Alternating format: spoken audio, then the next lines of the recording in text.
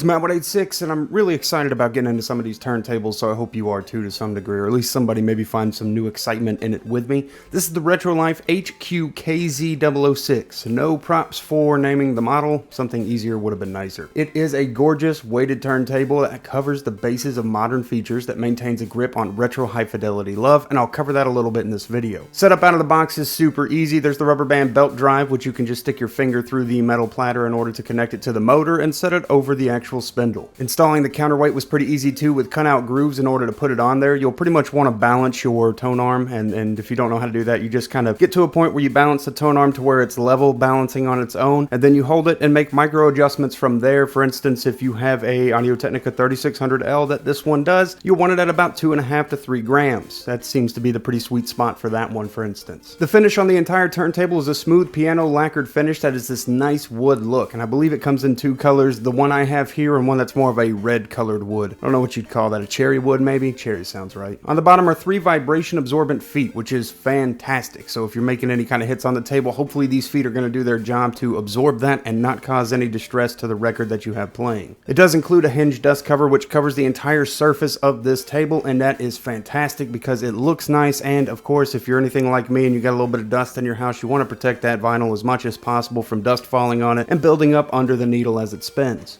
On the rear is a ground line, but there's no ground cable included, so you already need one from your receiver to this if you're going receiver. You have RCA left-right, the phono bypass toggle, so if you wanted to skip going line, whether it's the Bluetooth preamp inside or the RCA preamp going to a speaker, if you want to bypass that and go phono for the most high fidelity love, it does have a toggle switch so you can bypass the preamp inside and go right to phono to a receiver or amplifier. It has a USB Type B, and this Type B will go to USB Type A for your PC if you wanted to do things like ripping audio from your vinyl records and making them digital on your computer. That is something you can do with this turntable. There's also the DC in. On the far right is the power toggle switch to turn the actual device on and off. You might have questions about Bluetooth, and I will provide your answer here. It transmits Bluetooth out automatically to any Bluetooth capable speaker.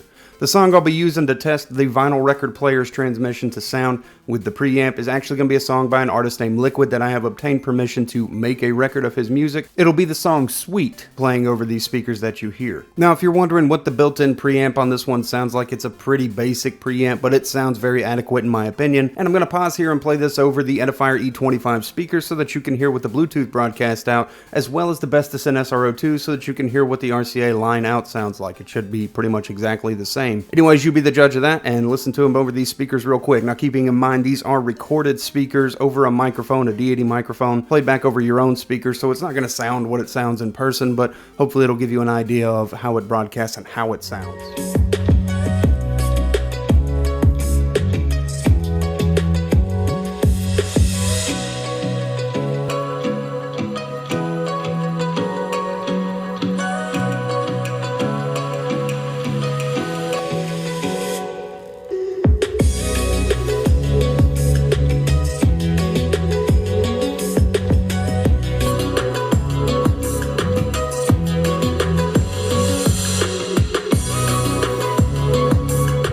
The available speeds on this turntable are 33 and 45. The turntable is fully manual with no auto stop feature.